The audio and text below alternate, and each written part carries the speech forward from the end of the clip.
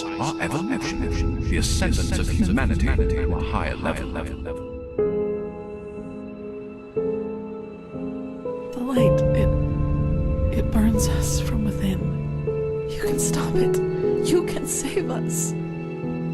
Yes, of course you will. It's what you do.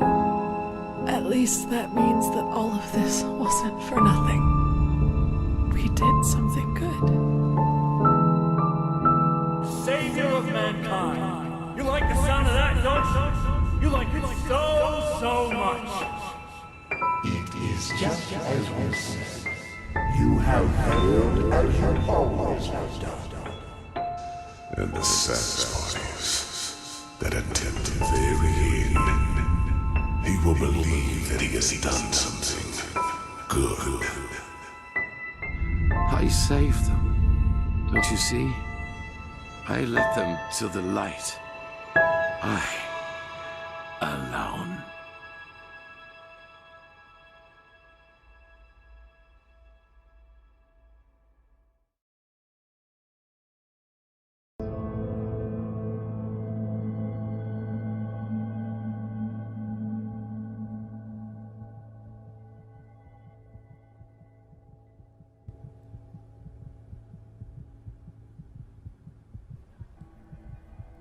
It's exactly what I said. He's gonna kill us all. We sow. That's what I told him. Dreams, thoughts, visions. They are everywhere. But the principle is always the same. They throw a tainted seed into a fertile ground. The rest happens by itself. Yeah, I want to hear more then. So, what you're saying is that without our assistance, the High Ones would be powerless? That the cleansing would never happen? Just think for a moment. When did the High Ones ever do anything other than manipulate you? Did they ever physically influence any events? They incited the Naramis to march against you, and time and again confirmed the righteousness of both your causes. All they told you, all they showed you, was what you wanted to hear, and what you wanted to see. And yes, if you, Teolor Renthial, his order, and the Naramis had never acted, the cleansing would never have happened. What? And there's no real reason for all of this? I can't believe that. Maybe there is, but if so, I do not know it. But the more turns of the cycle I witness, the more I get the impression that it is some kind of trial. A cosmic game, woven by powers we have not even come close to comprehending. Maybe this is just wishful thinking, to give all this pain a meaning, when it does not have one. Maybe the High Ones are simply a law of nature, a concept, and we give birth to them by believing there is such a thing as an ultimate external enemy in the first place. The eternal struggle with ourselves. Perhaps that is just part of what it means to exist. Alright, let's let's go back.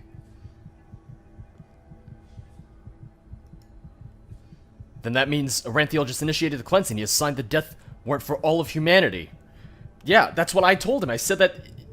I don't know why he thought that the cleansing wouldn't take place everywhere. I figured that it would happen all at once, yeah. Like 1,000 others before him, the High Ones knew exactly what they had to do to get him to commit this last act of desperation.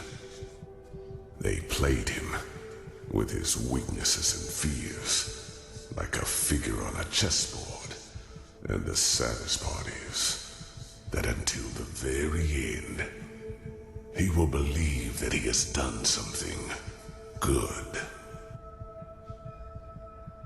Because he wouldn't accept failure, no matter the price. That was his greatest fear, yes. To be remembered as a failure, a broken broken man. That was the string the High Ones manipulated him from the moment he died, after attempting to flee from his prison on Nerim. From the moment he died? What do you mean? The real Orinthiol. He is dead, Prophet. He is a fleshless one of the mightiest tools of the High Ones. Just as you are. I'm dead? Then what is this, an illusion? I wish it were. The methods of how the High Ones influence us are plentiful, and the Red Madness and their ability to enter our dreams are not their only means. Their mightiest tool is the creation of projections, fleshless ones, or emissaries, as they are also called. If a person dies, and if this person has one last unfulfilled wish, a compulsion, then the High Ones have the power to create a projection of him, an immaterial image of the deceased, which thinks itself real and is perceived as such. What no one notices, not even the projection itself, are two things. Firstly, it is driven by this last unfulfilled desire. Secondly, it becomes an idealized version of its former self, almost tailor-made to free itself from the last compulsion, that ultimate scourge. The daughters of fishermen become warriors. Broken generals become charismatic and driven leaders who seem almost too determined to be real. You are one of these projections, as are all of the emissaries. You are a fleshless one, a spirit searching for liberation from something. I do not know your past before you came to this land, because before you became the Prophet, you were insignificant. But what happened to you and your friend on that ship? You never survived it.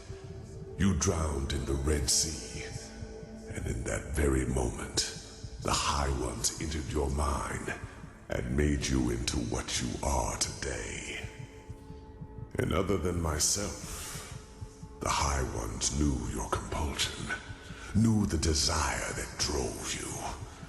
Whatever it was, it made you predictable, and it allowed them to play you, just as they played Orinthiol and Korak.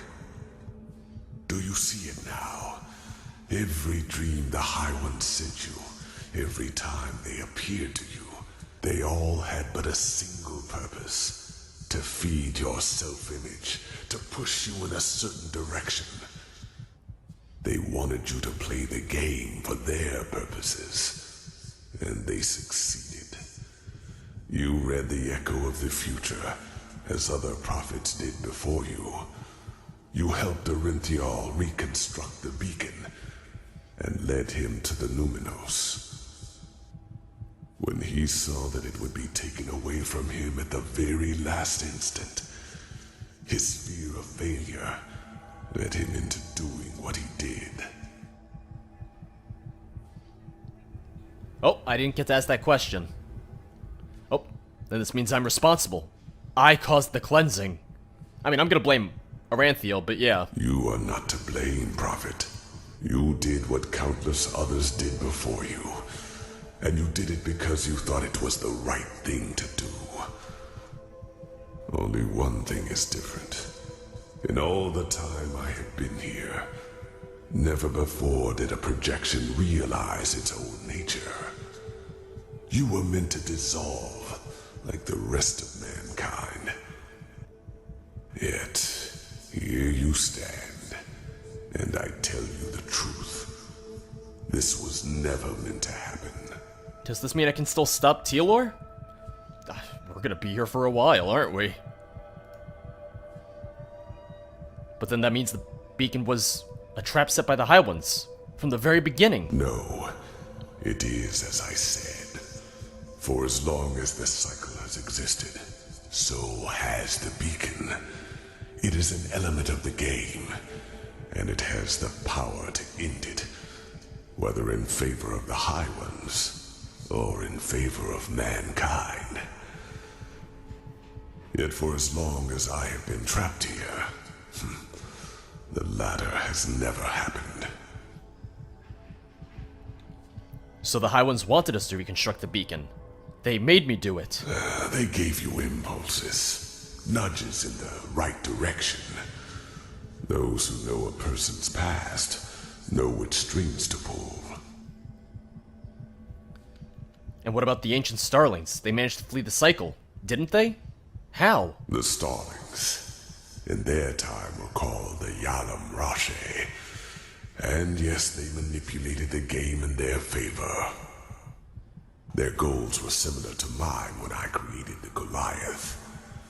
They were a small circle of highly intelligent craftsmen and mages. And just like myself, they did not think the cycle could be won by the beacon alone. Oh no, I think I know where this is going. So by unknown means, they fled into the sky and created something that protected their city from the cleansing. I'm gonna go out on a limb here. I'm gonna guess that all the starling, like spiders and centurions and all that, what if that's the starlings? And I've just been killing them without knowing it this whole time. What happened to them? Are they really the ancestors of our starlings? Yes.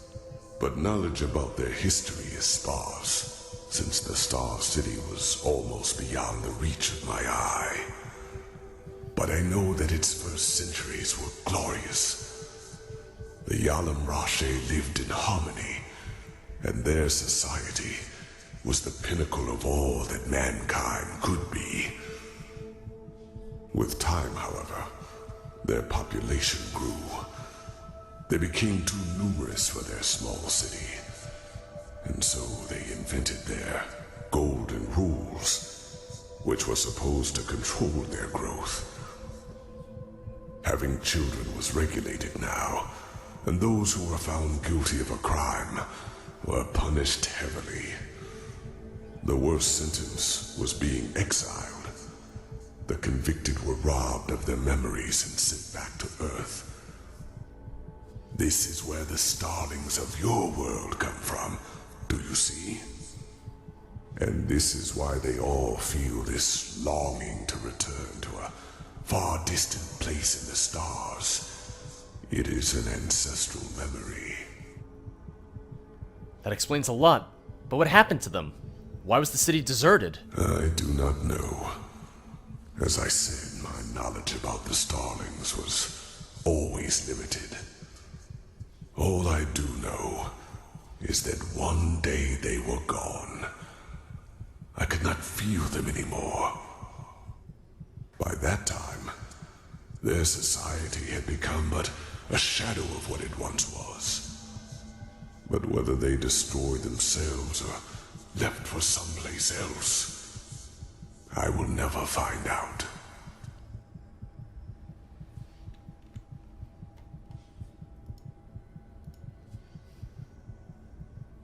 Alright, come on. This is ridiculous. Have you ever listened to yourself? I would imagine that you've talked to yourself plenty these past thousands of years. Oh, believe me, I have. I've done nothing else for a very, very long time. But it is true, whether you want to believe it or not.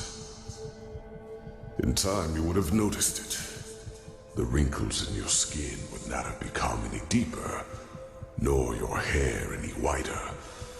And if the cleansing were to be stopped, you would continue to exist forever.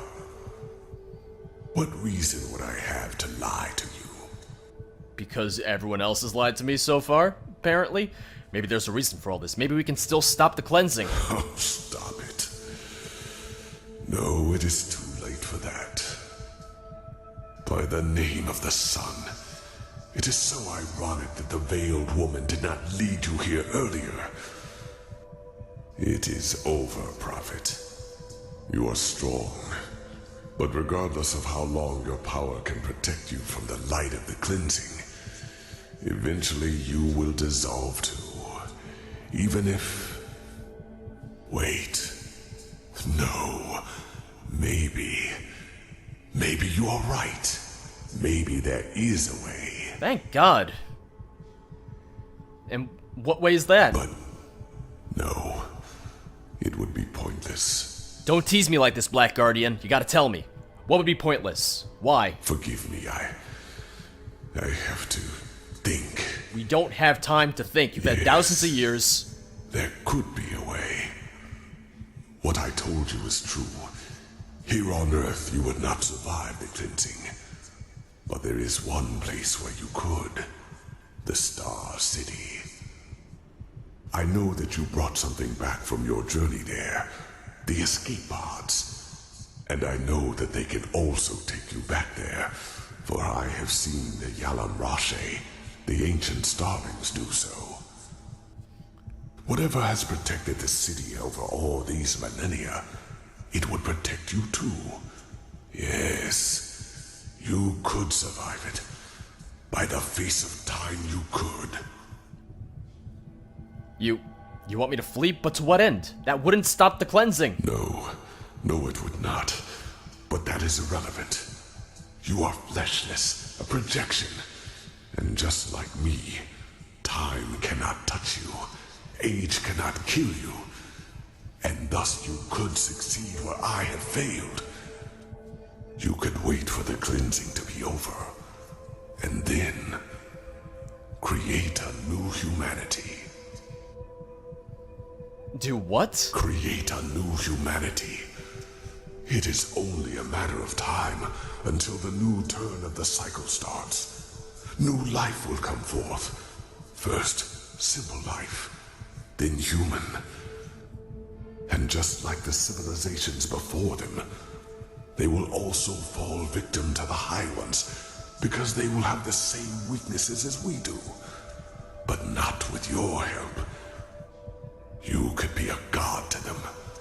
You could guide their ascent. You could shape a mankind free of egos and weaknesses. And by doing so, you would deprive the High Ones of their power. Just imagine, in this new world, there would be no need for a beacon, because the High Ones simply would not have any strings to pull on. Mankind will defeat them by becoming superior.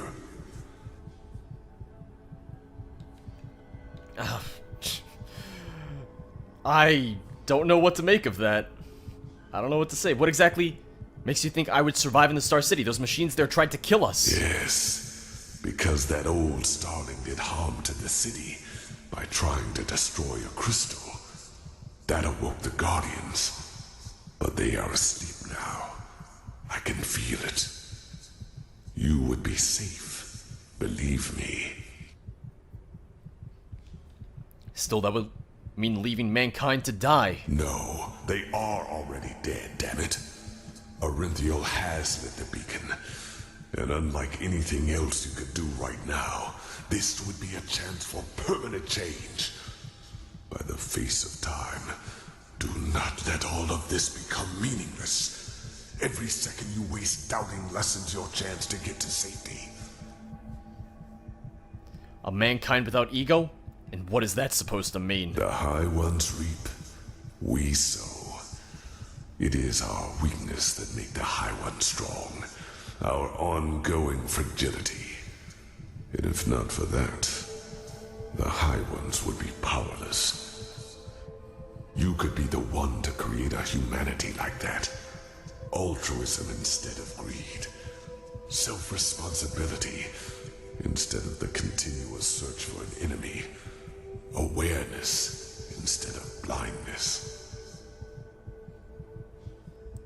But what makes you believe I could do that? The Lightborn tried to do the same thing, and they failed. The Lightborn tried to force their ideals onto an already rotten people.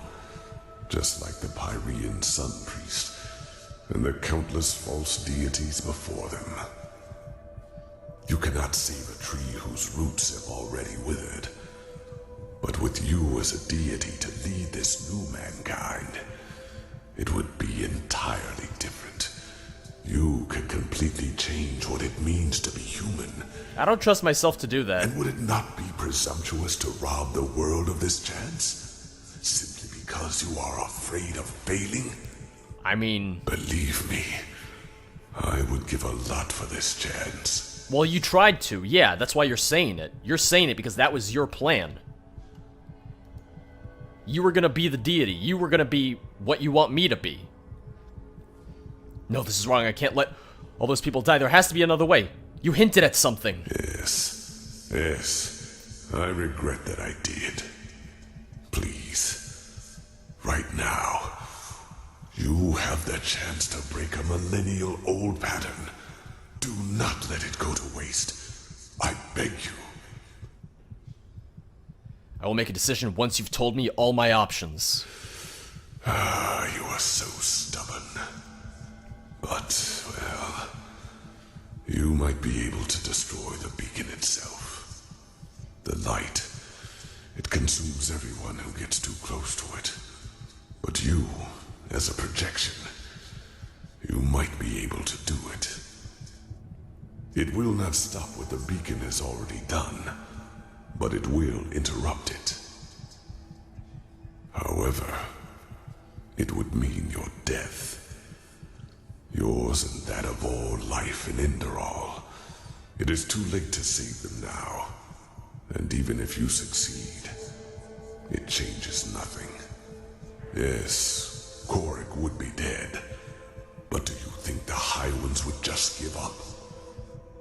They would retreat for a few years. Decades, maybe. No more. And then it would all happen again. Until another emissary lights the beacon. Trust me, I know humans far better than I would like to. Within a few years you would be forgotten, and they would win, as they always do. That's a possibility either way. That's still a possibility if I'm the god that you want me to be. Not if someone were to tell them everything that you just told me. Not if someone could flee. And who would that be? Even if there were someone, do you think anyone would listen? If you were to tell them that humanity itself is to blame, that the ultimate enemy does not even exist. It would be worth a try. I mean, think about it. All you have to do is tell people, hey, don't do anything. You just have to count on people to be too lazy to do something about this. You are delaying the inevitable. Nothing more. And you are throwing away a chance, which we might never have again.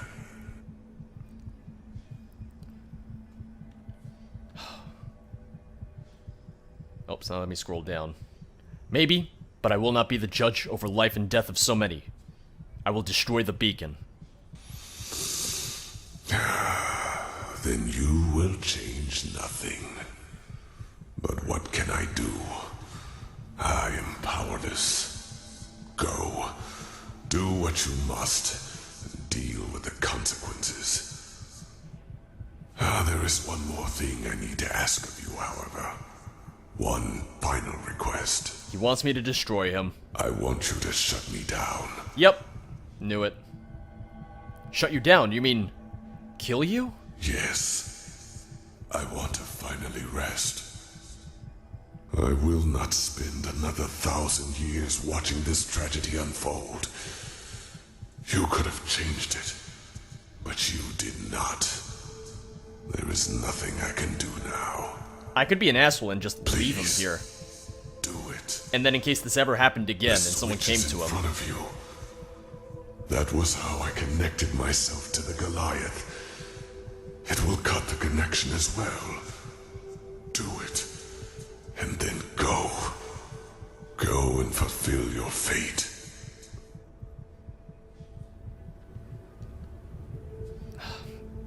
Alright. If you insist.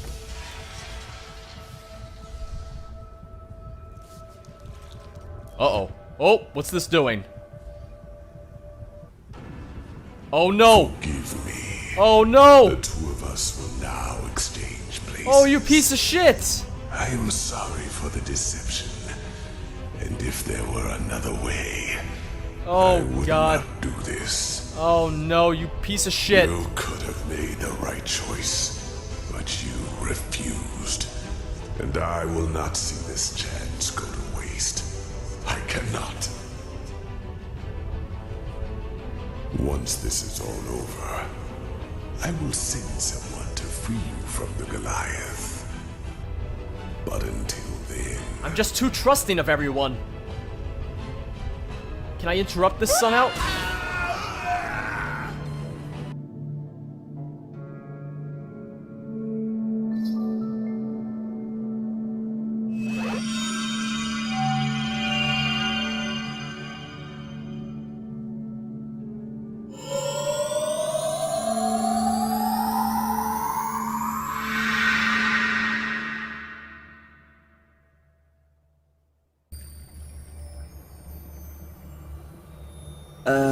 Lord Orochimaru, the jutsu that helped Kabuto to change his mind. Izanami, what kind of a jutsu is it? It's one of the visual jutsu passed down by the Uchiha clan. Once you get stuck inside it, you'll never be able to get free until you change how you think. No, until you change your heart itself. You'll be stuck in the same infinite loop until you accept your mistakes.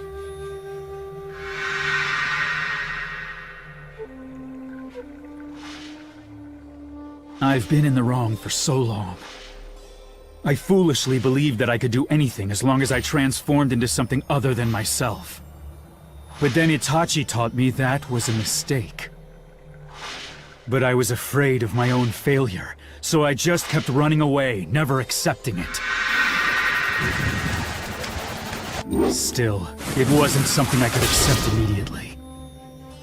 After going through that loop, over and over and over again, I'm perfect. Don't you see? You're nowhere near perfect. Itachi Uchiha!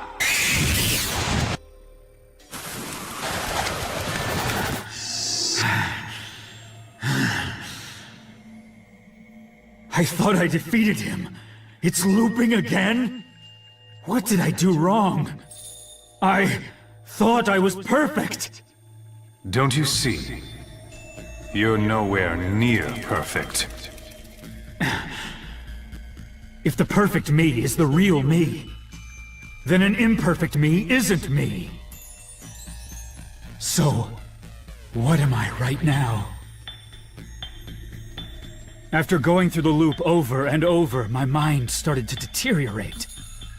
I was unable to come to a conclusion and lost all confidence. I don't understand. It felt like various memories were spilling out from inside me. But there was one memory that never faded away. A memory from when I was a child, when I truly felt at peace. At that moment, in that place, I really existed as Kabuto. No matter how much my appearance changes, that memory will never change, and neither will my name. I've always been the same. Ever since then, I've always been Kabuto. It was so simple, yet I couldn't understand it, and just kept repainting myself with other people. Then, when I finally realized that, I was freed from the jutsu. I see.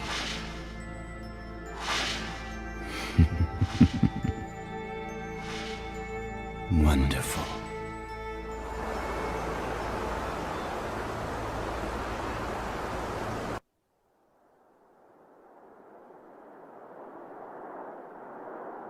Is that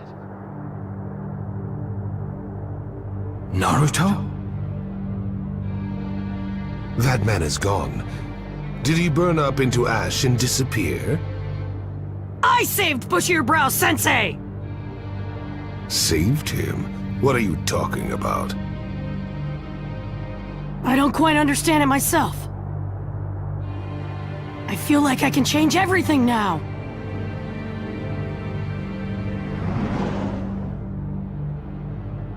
Seems like something happened to you. But in the end, nothing will change. You cannot defeat me. I have the power of the Six. I'm not gonna defeat you, stupid!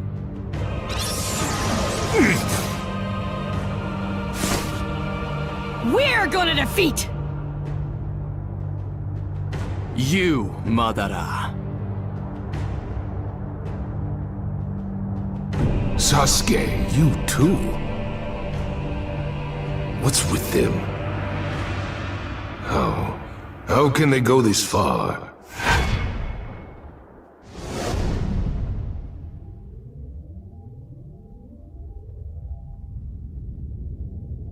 This is...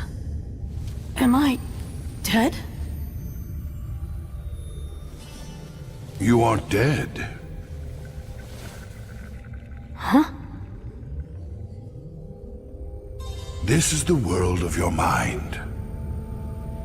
Just consider yourself in the space between reality and the afterlife. Who are you, old man?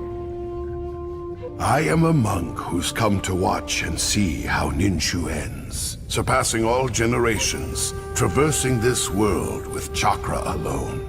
My name is Hagoromo Atsutsuki, the founder of Ninshu, also known as the Sage of the Six Paths. What? The guy who created ninjutsu? If you're the sage, then I have a lot of questions for you.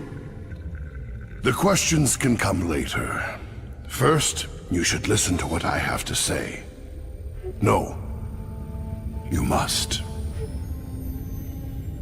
As the reincarnation of Asura, it's also your duty.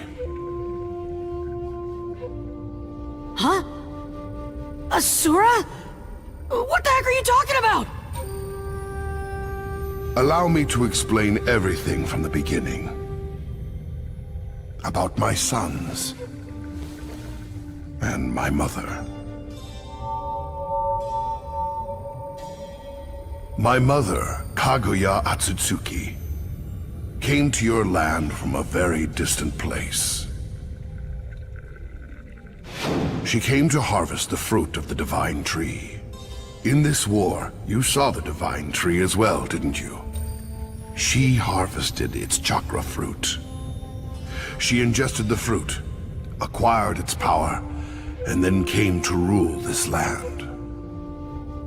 But a power that's too strong creates conflict.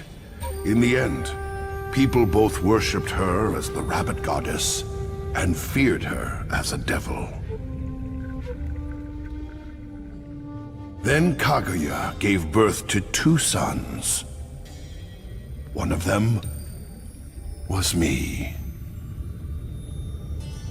In order to atone for the sins that our mother left behind, we fought with the Ten Tails, the incarnation of the Divine Tree. The Divine Tree had gone berserk and was trying to reclaim the fruit that had been taken from it. It was a violent battle. We were both wounded, but we persevered, achieved victory, and sealed the Ten Tails inside me. Then some time passed, and I fathered 2 sons. I named the elder one Indra, the younger one Asura, and taught them about Ninshu. They were both my sons, but there was one big difference between them. One possessed genes that had strongly inherited my chakra, while the other's was rather weak. Indra was truly a genius. He could do anything on his own, and took pride in how he was different from other people. In contrast, Asura never seemed to succeed in anything, and he wasn't able to achieve anything on his own.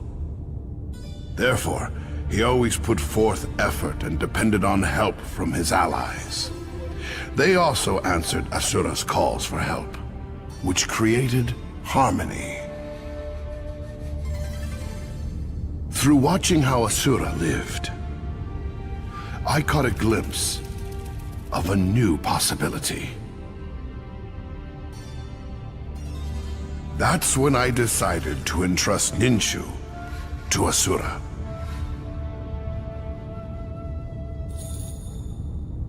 But Indra wouldn't accept it. And thus began a long, long battle. The feud didn't end between Indra and Asura. Even after their bodies died, their chakra never disappeared, and over time, they were over and over again. Naruto, earlier I told you that you were the reincarnation of Asura. Now do you understand? And the current reincarnation of Indra is... Sasuke. Exactly. Indra's chakra dwells within Sasuke. My son's chakra moved from Hashirama and Madara to you two. Even now, after decades and centuries, the brothers' battle continues. So this whole time, Great-Grandpa, you've been watching your kids fight with each other? Yes, I suppose you could say that. Huh. Through Ninshu, I tried to explain that chakra was here to connect individuals. But Kaguya used chakra only for herself, and unified the world with its power. But unification through power is nothing but a rampage. Therefore, she became a being to fear. The same could be said for Madara now. If he continues to acquire power, then eventually... I want you to stop Madara. The circumstances, your will, I feel something special in you compared to all the other vessels so far. That's why I'd like to place a bet on your potential. I've already placed that bet myself. Kurama! Me too. Why are you inside me? Obito pulled a part of Shukaku's and my chakra out from Madara. He knew that there were a few tailed beast powers that you were lacking. Lacking? Did you forget? You've been receiving chakra from sources other than Shukaku and Gyuki for some time.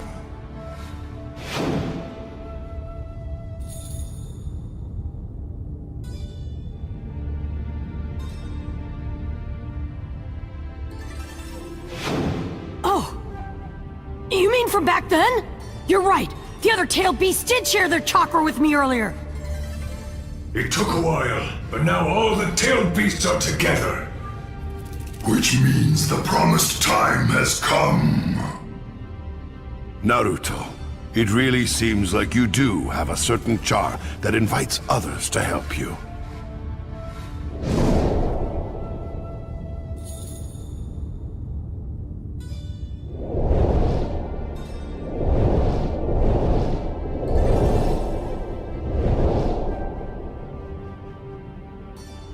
Shukaku, Matatabi, Isubu, Son Goku, Kokuo, Saiken, Chome, Gyuki, Kurama.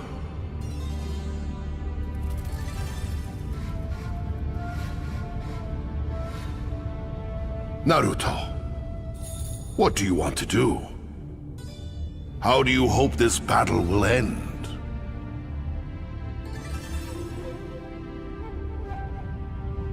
I'm an idiot.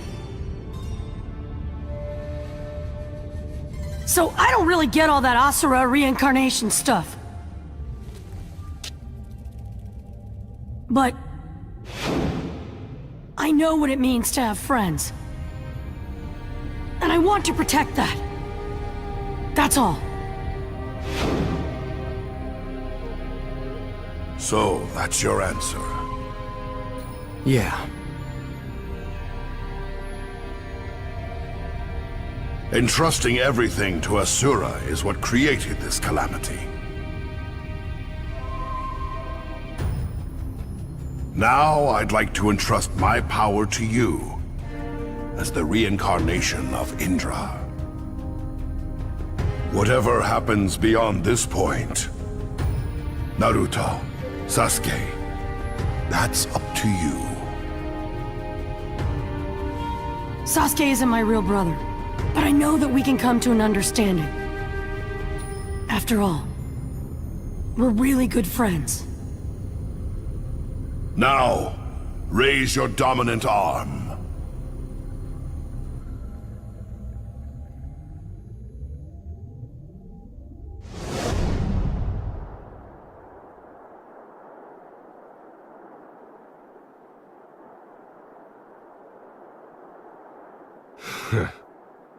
I never thought they would be able to push me back. Hear me, weakling who harbors fear. A voice? Take me inside you. Take it all. Take all of the divine tree inside you. Do that, and infinite power will be yours!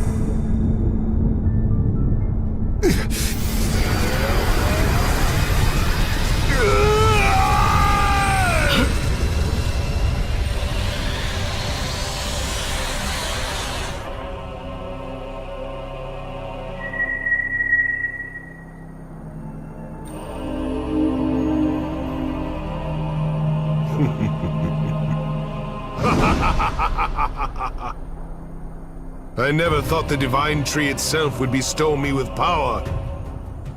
Naruto Uzumaki, Sasuke Uchiha. I have now acquired perfect immortality for all eternity. No matter how strong you get, you will never be able to stop me. Ha! We haven't even fought yet, and you're already jumping to conclusions? So be it. Then this shall be our final battle.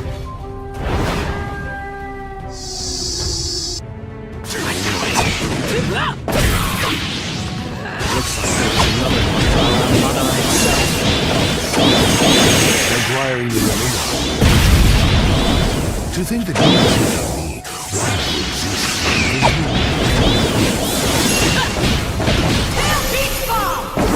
Naruto, focus on the Shadow's attacks. Even you should be able to sense them. It's tough, but there's no time for complaining. Limbo Border Day. Such power so quickly.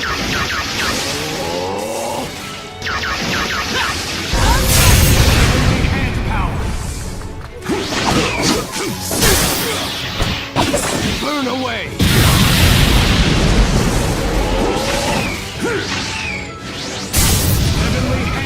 Limbo Border Jail!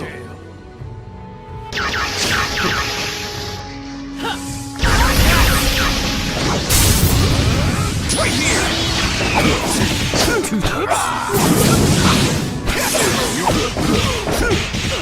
Right there! That's it. That's you. Entertain me Limbo. More than that taijutsu guy did. I'll do it! Heavenly hand power.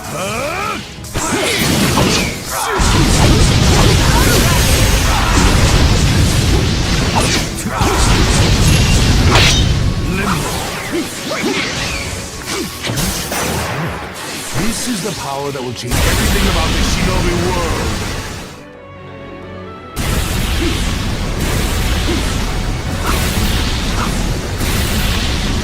Damn it! That other Madara keeps getting in the way! Don't get too worked up. That's exactly what he wants. Let's go. You know what to do. What an shows an opening right. Inferno style. Susanoo flame control.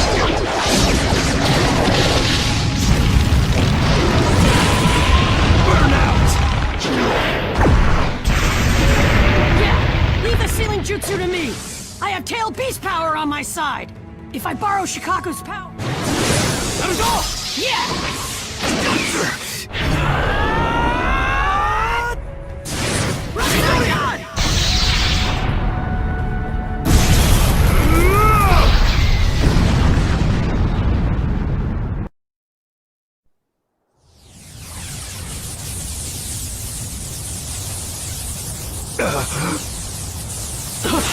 He moved? He switched places with the shadow. This is bad! Kakashi-sensei's over there!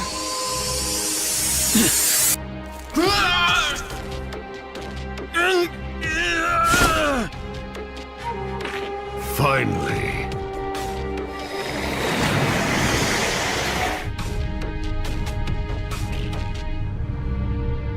Are you sure about this? Yeah. Hurry up and take my left eye and... I don't think so. Come we!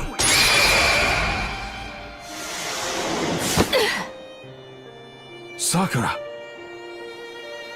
Where? Kakashi-sensei! Sensei, the left eye! Where's Obito? I thought Madara jumped over too. Yeah, he did. But then Obito let me escape. Kakashi-sensei! Can I see that left eye for a minute? Huh? Okay. Kakashi-sensei, open your eyes. No way! How did you do that? Well... It's kinda hard to explain.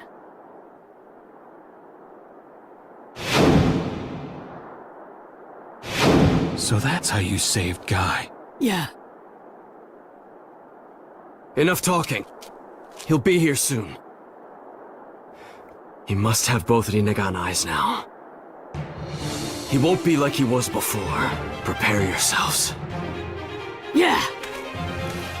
You haven't forgotten what I taught you during your first bell training, have you?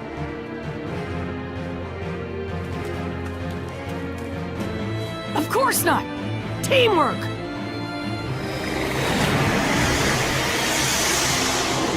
Then... dying together is also a special type of teamwork, is it not? Obito.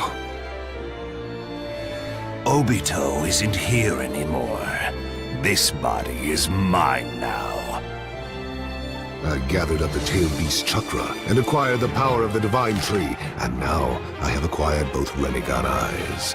You could even say that I have surpassed the Sage of the Six Paths himself. I have reached the realm of the gods.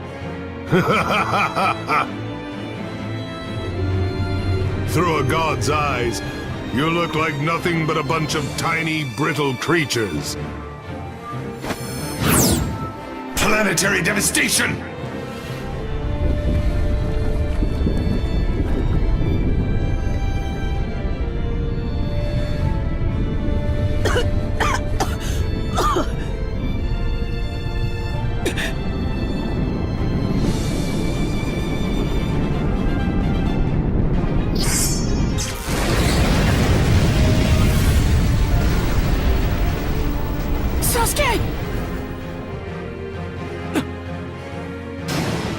Naruto, did you figure it out?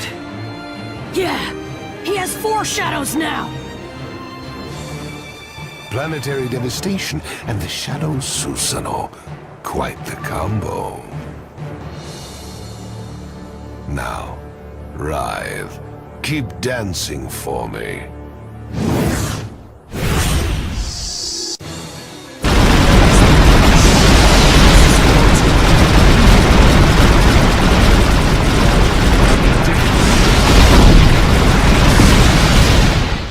Show me what kind of plan.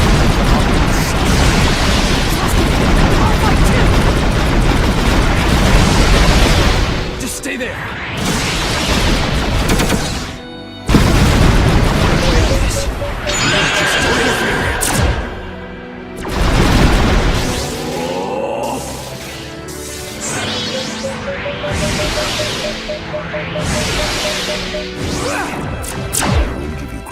The true battle. You possess extraordinary ability compared to the rest of you.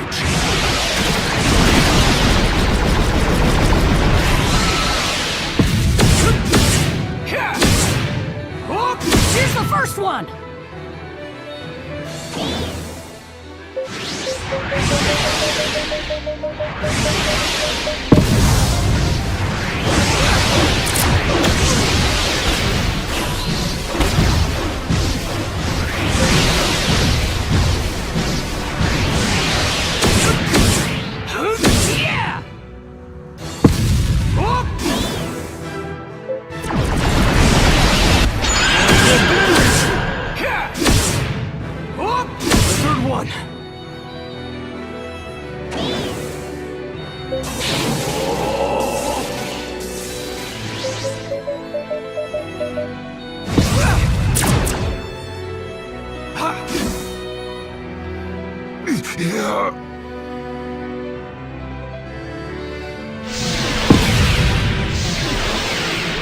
Sasuke, be careful.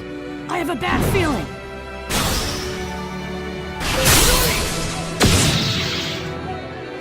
No, I can't miss it. I cannot hold back any longer.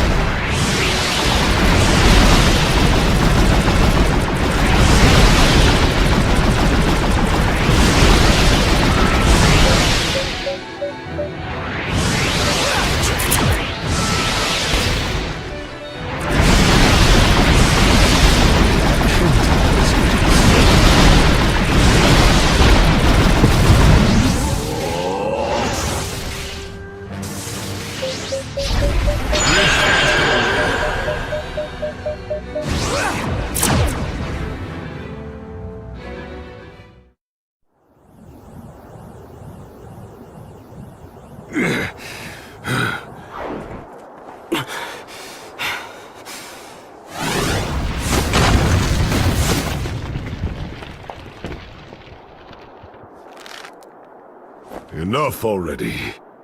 Let's finish it with this next move, Sasuke. Yeah. In front of us! He's the Jiraiya Nagato and all the other shinobi have been wishing for. It's right in front of our eyes! We can't go down until we knock you down! Nothing but a trance. So exists and dreams. Dreaming is the only way for us to reach Utopia. Enough about your dreams! If you really want to go inside a dream that much, then just go by yourself! Planetary devastation! Just what I need. How do you have this much power? Your dream ends here. Get out of my sight.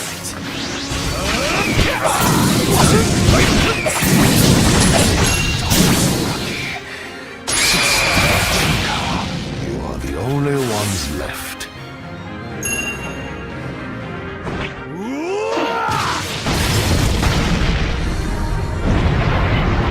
Planetary devastation!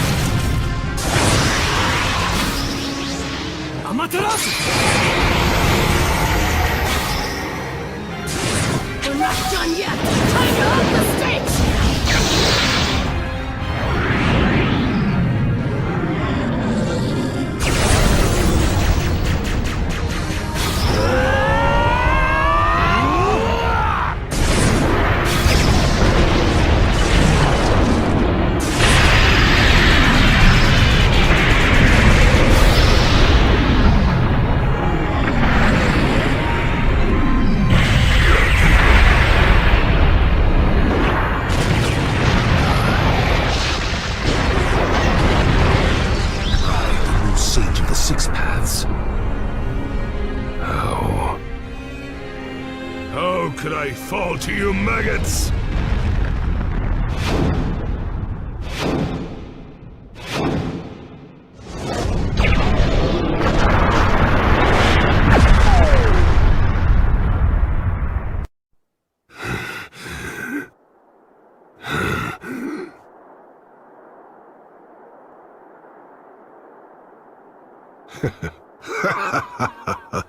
I cannot believe it. You have pushed me this far.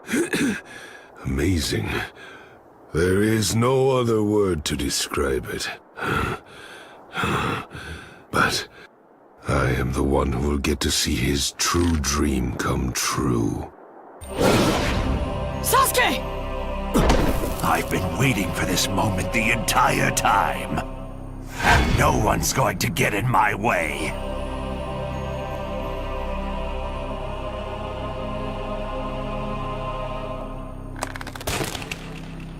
According to that stone monument, where the one who possesses the power of the Renegon nears the moon, an eye will open in the moon in order to activate the infinite dream. This is bad. No. Sasuke! Looks like they noticed just at the last moment. Oh well. It's already finished. Shine over the world, infinite Tsukuyomi! Now! Become one!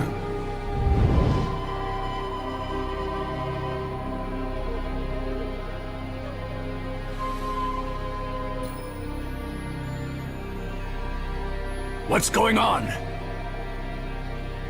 It is finished. Divine Genesis, world of trees!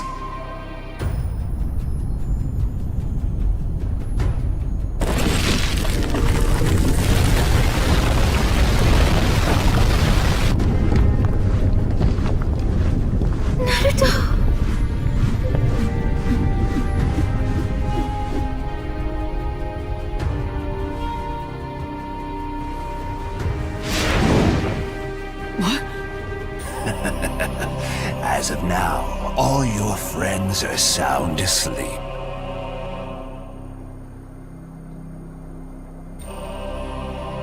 It looks like it didn't work on Sasuke Susanoo, though. I should have expected as much. But this battle is over now. As the Messiah, I have severed the connection between cause and effect in this world with my own hands, and all people have been freed from the futility of pain and anguish. Right now, your friends are enjoying the happiness of the infinite Tsukuyomi as they drown in its sweet dreams. This is the true dream I have always wanted. I changed hell into heaven. You should understand by now, it's all over. I'm not gonna let things end here! We're still here, and as long as we are, there's no way this is gonna end! Maggots. Black Zetsu, this is your last mission. Help me crush them. Yes, Lord Madara. Is that what you thought I'd say? What?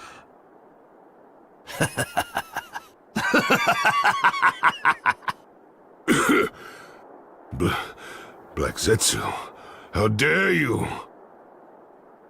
Madara, you aren't the Messiah, nor are you the end.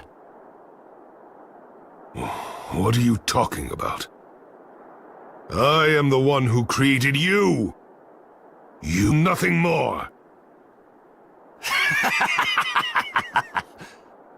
Wrong.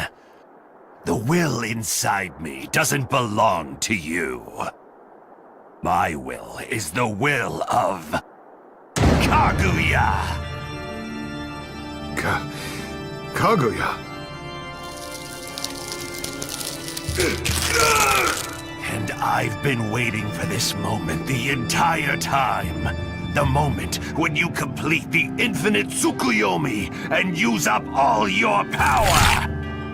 You ingrate!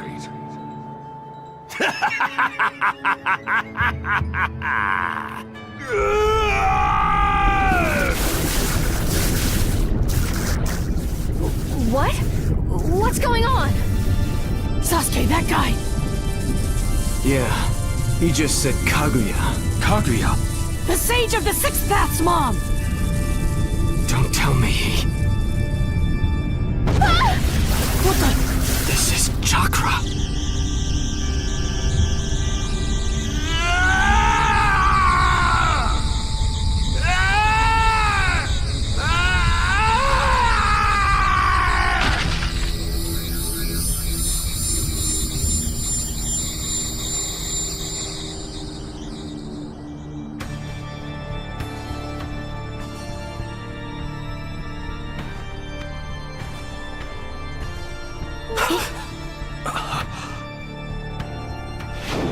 But a power that's too strong creates conflict. In the end, people both worshipped her as the rabbit goddess and feared her as a devil.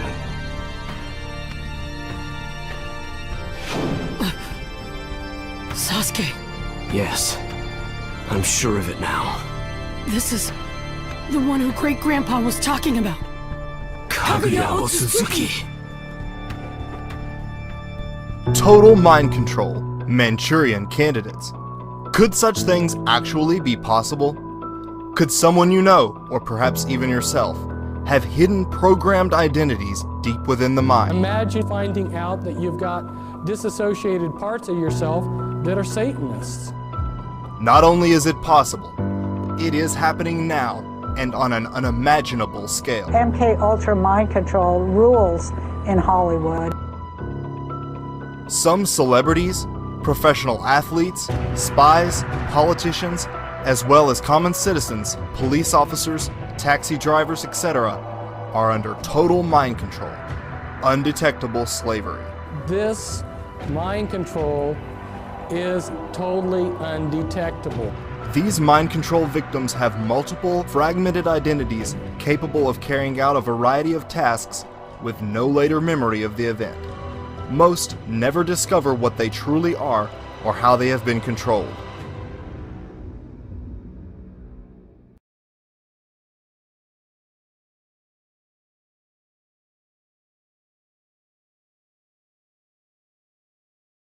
Mind control is a sliding scale and can come in many forms, from everyday information control as we see with the corporate-controlled media, to brainwashing, to drugs, hypnosis, and total mind control.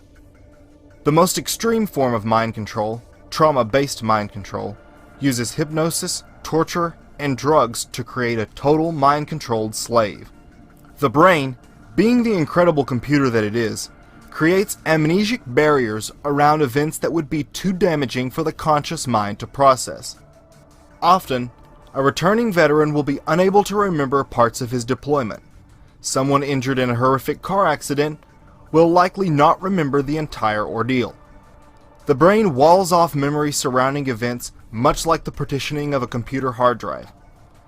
By taking advantage of this mechanism within the brain, programmers can create completely dissociated parts within the mind that function totally unaware of one another. The secret lies in dissociation. This special ability within the mind is what allows Navy SEALs to lie motionless for extreme periods, Indian fakirs to walk on red-hot coals, and, as the Spanish learned during the Inquisition, prevent some from feeling pain during torture. Multiple personality disorder, now called DID, is caused by trauma at a young age and can be created deliberately or by accident. Most people can dissociate to some degree, but only a few can create completely dissociated identities. These are the people mind control programmers look for: a dissociative. When put under extreme conditions, why do some people survive and not others? What gives some the ability to rise to the occasion? It is an ability, what some call a gift, and through trauma, this ability can be honed, developed, so that the person becomes more than what they were before, a monarch. It was discovered that this ability could be passed genetically from one generation to the next. Children of multi-generational abuse, for instance, already have a well-developed ability to dissociate.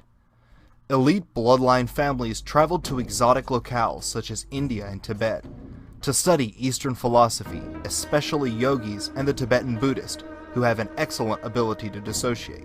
They learned the secrets of abuse, dissociation, and its hereditary properties, and set out to pass this gift from generation to generation, a practice that continues to this day. One of the key tip-offs for scientists that memory and dissociation could be passed from one generation to the next was the monarch butterfly. Each year, monarch butterflies from across North America make an incredible journey. From as far north as Canada, millions of butterflies descend on a small plot of land in Mexico for the winter. Once spring arrives, they begin the long journey back. The kicker? It takes 3 generations of monarchs to make the 2,500-mile journey. No butterfly making the return journey has ever flown that route before. So how do they know where to go? The answer lies in what researchers call epigenetic memory. Memories learned by parents, which are then passed genetically to their children. Due to their remarkable ability to pass information genetically, as well as the fluttering feeling often described during dissociation, the monarch butterfly is the international symbol for trauma-based mind control. Trauma-based mind control victims are told to think of the programming experience as that of going into a cocoon. The cocoon is not pleasant, but as a result, a beautiful butterfly emerges. Victims tend to identify with the monarch butterfly.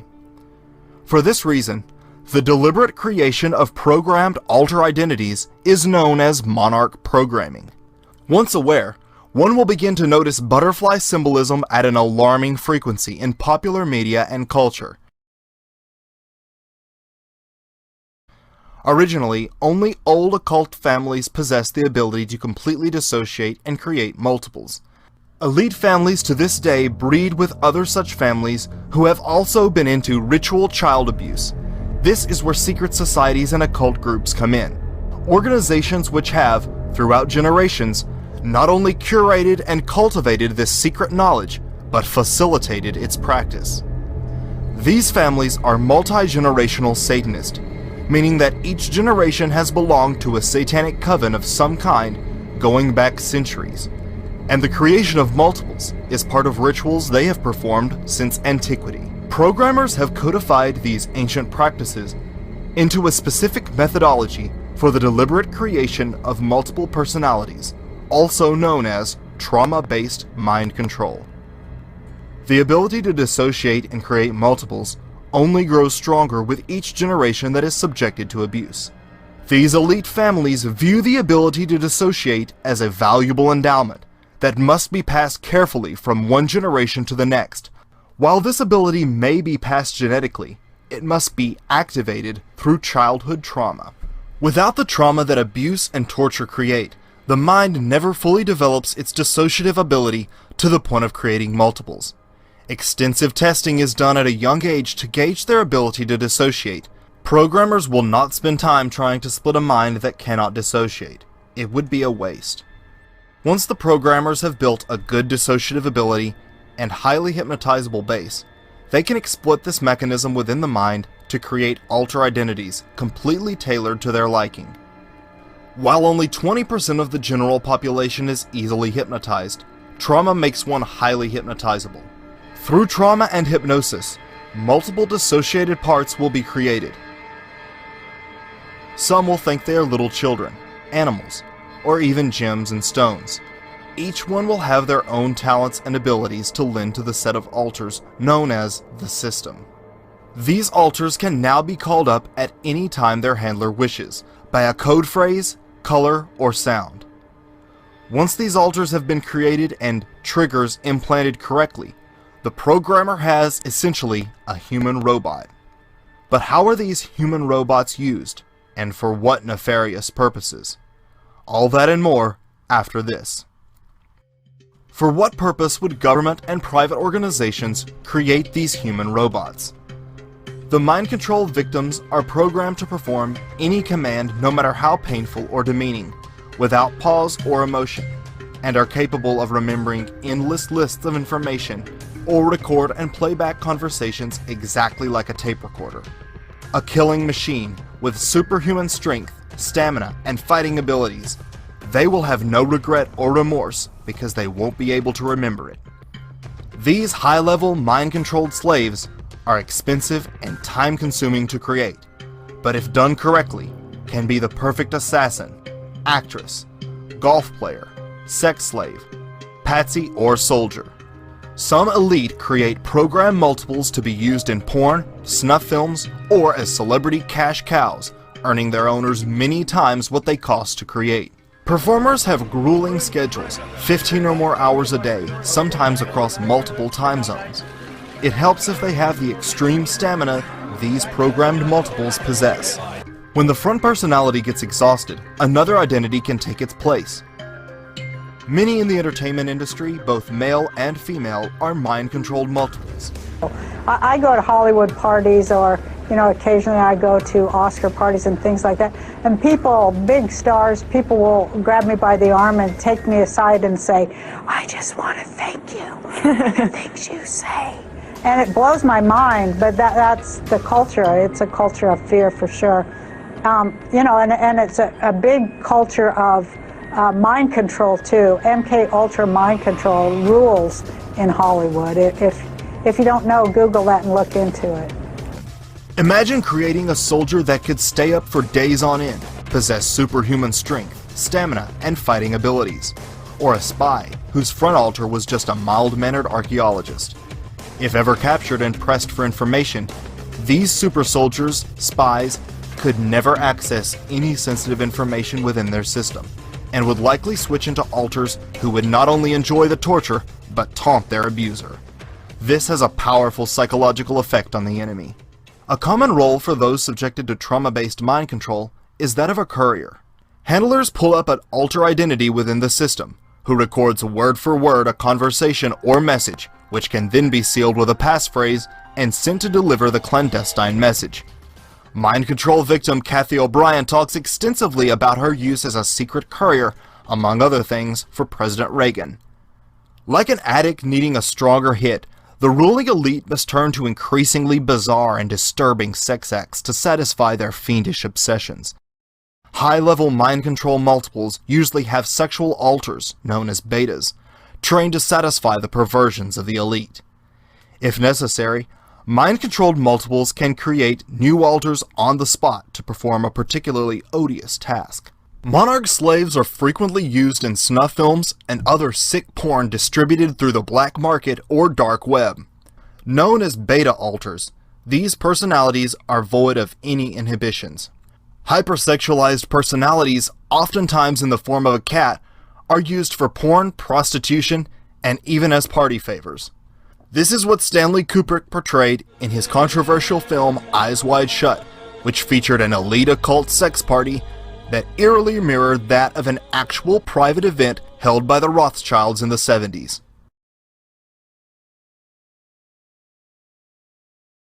A common use for male monarch slaves is that of a patsy or lone nut. These sleeper agents can be called up and told to be at a certain place at a certain time, and they will obey robotically. Many mind-controlled slaves have excellent marksman alters programmed inside.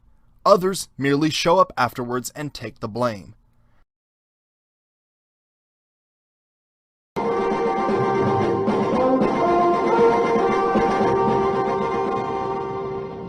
John Lennon is dead, shot several times by a young American as he was going into his home in New York. After killing John Lennon, Mark David Chapman calmly pulled out a copy of Catcher in the Rye and began reading.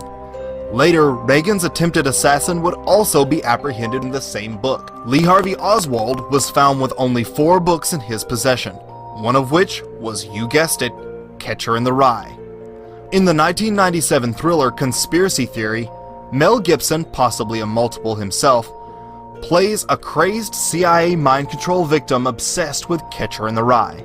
Mind control researchers have suggested Salinger's classic novel was used as a mind control programming tool. Another useful role for programmed multiples is that of an agent provocateur, one whose job it is to infiltrate organizations or groups, spy and create disruption and infighting. Monarch slaves will often have an alter identity that records everything the person hears and can repeat it all back to a handler. This makes them quite useful as a mole. They will have a personality who is programmed to genuinely want to join whatever group they would like to infiltrate, be it religious or a political organization or even a business. Their personal beliefs and views will align with the chosen organization, so much so that they not only fit in but become valued members. All the while, unknowingly, alters are reporting back to whatever agency or secret society to which they may secretly belong. Trauma-based mind control victims are often used as drug mules to transport illicit substances across state lines and around the world. Convincing front alters would honestly believe they were carrying makeup powder or whatever they have been hypnotically programmed to think. The globalist cabal of elite controllers who make up the secret societies, military intelligence agencies, and banking cartels ruthlessly pursue control over those they deem important to their plans. A popular form of domination is blackmail. Monarch slaves are often sent to seduce a politician, world leader, or anyone considered important to the hierarchy's agenda. Once compromised, these people will now be completely controlled under the threat of pictures or video being released. Sometimes compromised individuals will be cultivated to highly powerful positions because they are completely controlled by the horrible crimes for which they are being blackmailed. This is exactly what happened recently with Dennis Hassert, before he was thrown under the bus and it all came to light. Hassert was a high school gym coach with a grungy armchair next to the boys' shower. He became a politician and was elevated to Speaker of the House, all while being totally controlled by blackmail because of his previous child abuse. Do you know who comes after the vice president in ascension to be the president? It's Speaker of the House. Dennis Hastert came from nowhere as a high school wrestling coach, courted to become a key member of Congress and then the Speaker of the House from nowhere. And why was that? Because he was part of the pedophile guild that loves to rape young boys. And that big, disgusting sack of rotten horse pus, no words can describe him, that's too easy. Dennis Hastert gets 1 year for paying hush money to a bunch of kids on the high school and middle school wrestling team.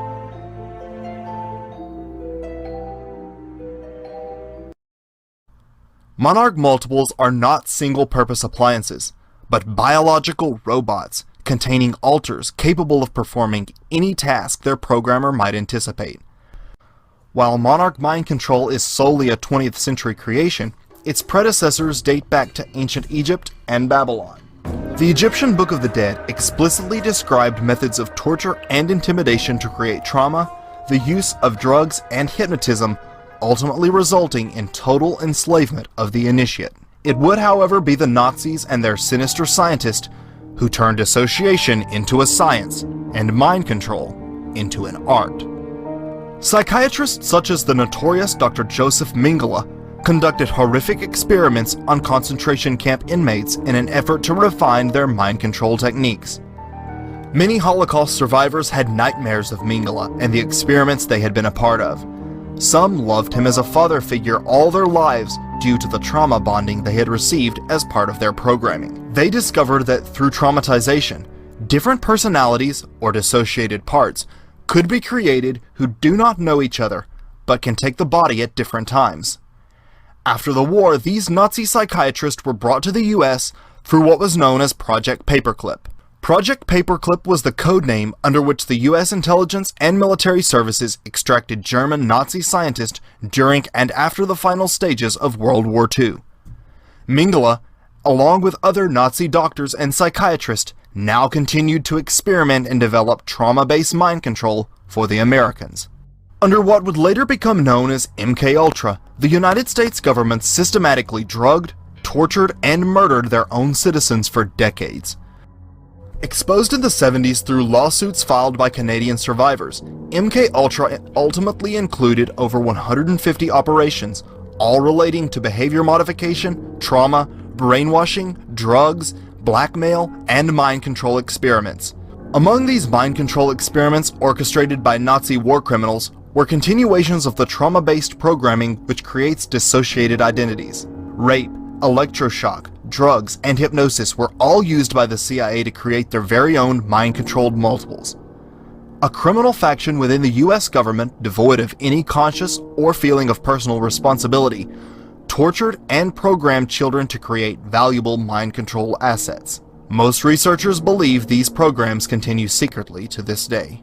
The CIA's original plans to research mind control was to determine psychological and chemical means of creating the perfect spy, which quickly evolved into production of the perfect soldier, perfect assassin, and eventually, slave. With the introduction of Nazi research, particularly that of SS officer and occultic Heinrich Himmler and Joseph Mengele, it was determined that absolute mind control could be reached through specific tortures beginning at a young age. Armed with this nefarious information, US, German, and British psychiatrists embarked on a new yet ancient form of total mind control. Disturbingly, instead of ending in 1973 as the US government claims, closer research shows the program merely evolved into what was known as Project Monarch. MK Ultra was a broad study into a wide variety of mind control techniques, and Monarch was its logical outgrowth, taking the most effective methodologies and applying them to the creation of a total mind-controlled slave, a true Manchurian candidate. Today, mind control multiples are still being created at a scale never before imagined. They are in all walks of life. The entertainment industry in particular is known to be filled with Monarch multiples. One reason mind control is prevalent within the entertainment industry is because they are able to control the powerful influence these entertainers possess over the public. Not only can messages disseminated through music and films be controlled, they can then have celebrities create distractions to divert public attention. Many entertainers have shown scars and behavior consistent with that of trauma-based mind control victims.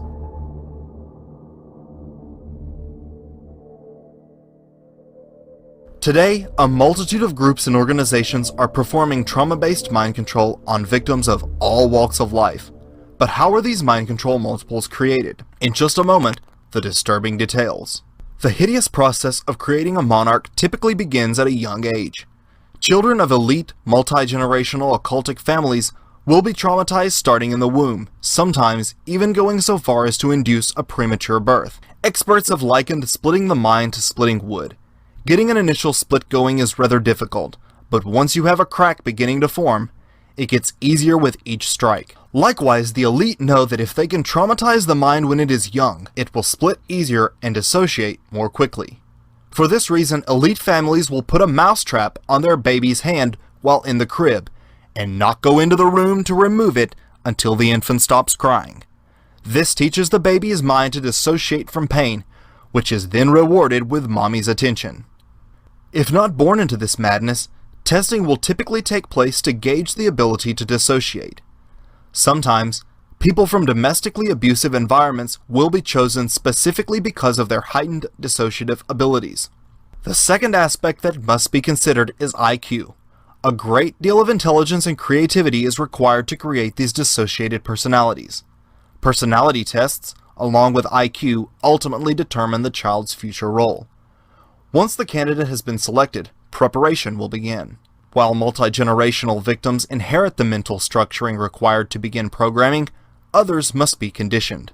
Controllers will begin expanding the child's mind as soon as it is born, teaching it not only to create images, but associate a smell or sound with memory. Creativity and intelligence are gently enhanced. The child will be taught discipline and trained to be able to hold still and keep their eyes open for long periods. This will be helpful later during EEG testing. For the first year and a half, the monarch child is smothered with love, in what is known as the love bombing phase. Once a good ability to dissociate and an IQ of at least 120 is confirmed, programmers will proceed with the first step, shattering the core. In direct contrast to the absolute love and attention the child has received thus far, he or she will now be alone, tortured, and abused. Loud noise and various smells will overwhelm the brain's sensory input. After some time, the primary programmer or handler, who has thus far shown only kindness towards the child, will arrive. To the victim, this is a welcome sight. It appears help has arrived. This time, however, the programmer will brutally traumatize the victim. The shock shatters the mind like glass. The brain simply cannot reconcile these two extremely opposite behaviors from the same person. The cognitive dissonance is too great. Experts have learned this is how the core is split. Once the splitting of the core is accomplished, the mind can be divided and compartmentalized through further abuse and trauma. As the victim's programming begins, it is meticulously monitored, charts are kept, and programming schedules are set. Programmers will use specific tortures to create splits. The conscious mind, which makes us who we are, takes flight and essentially says, "I can't handle anymore, I'm out of here." When this happens, the unconscious is left wide open, and the victim is left in a dangerously suggestible state. Dissociation creates the opening of the unconscious.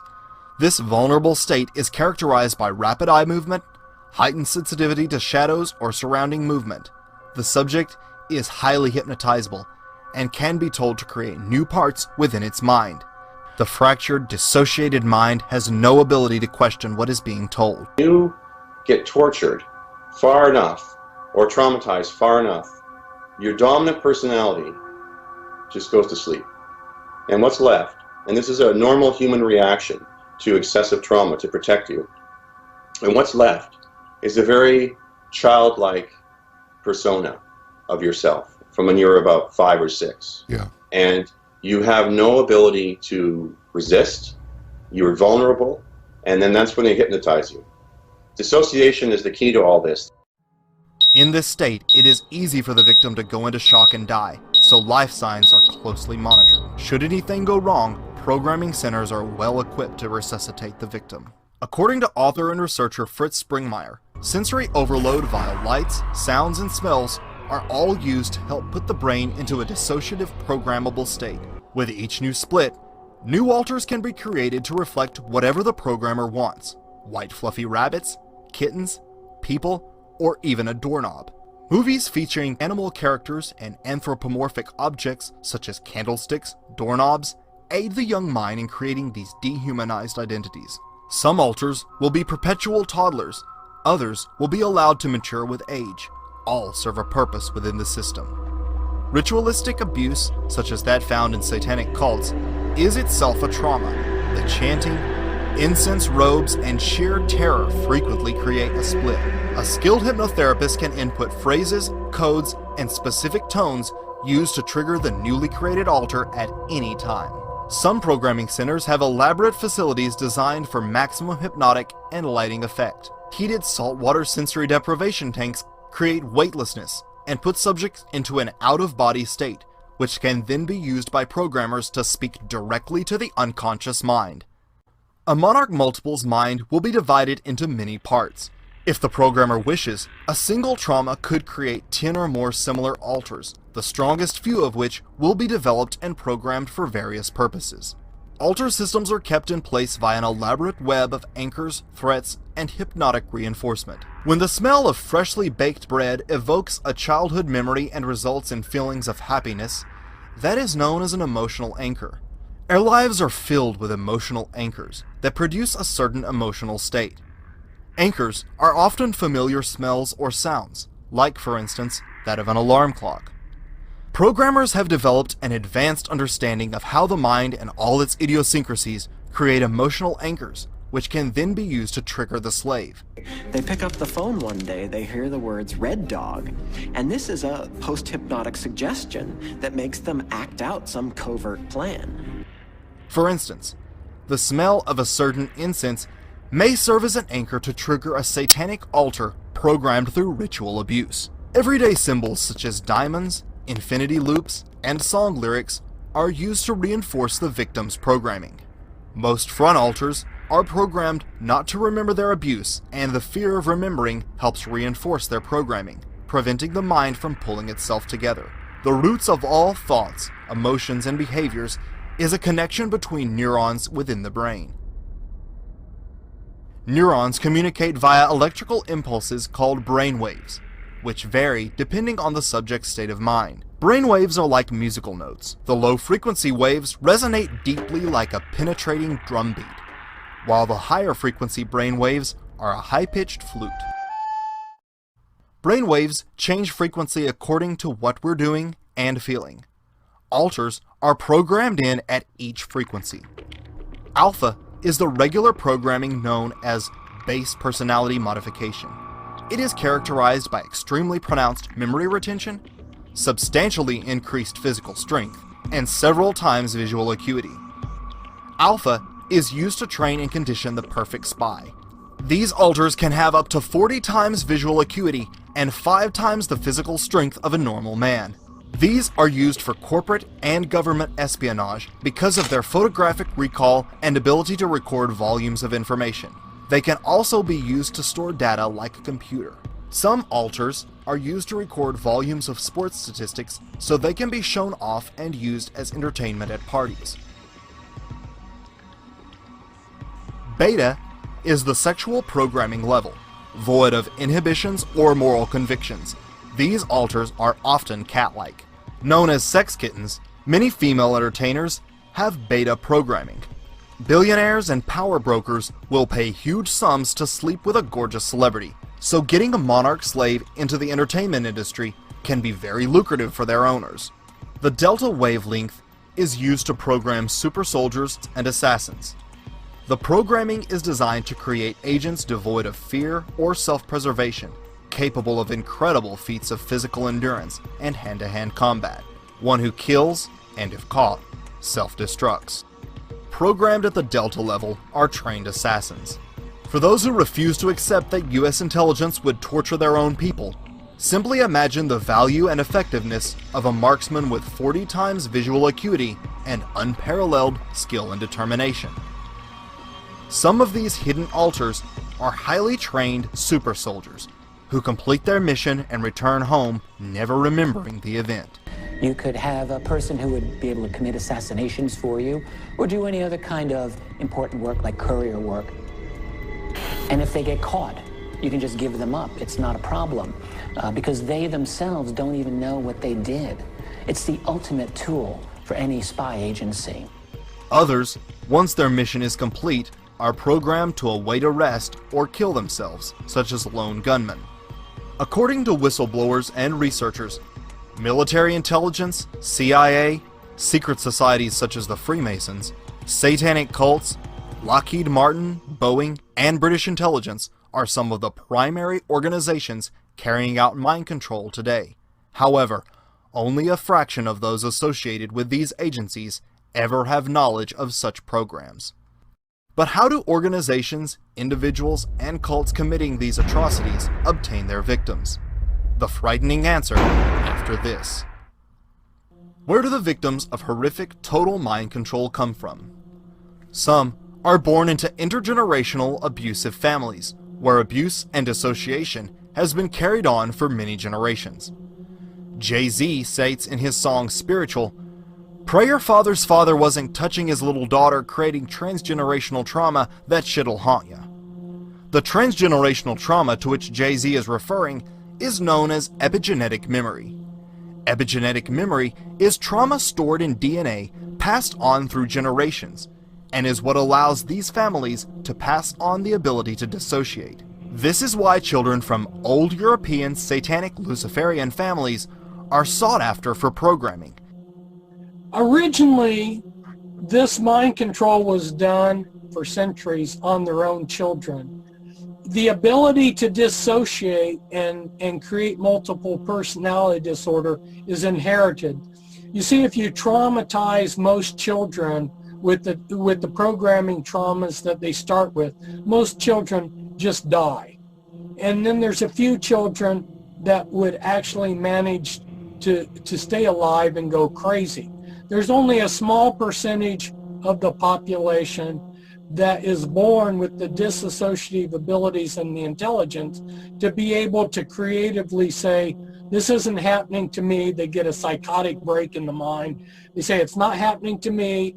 The center of the mind creates dissociated pieces to take the trauma, and then the programmers go in and find those dissociated pieces and create multiple personality disorder. Often, these parents believe in the gift of dissociation and are happy to allow that ability to be enhanced through programming.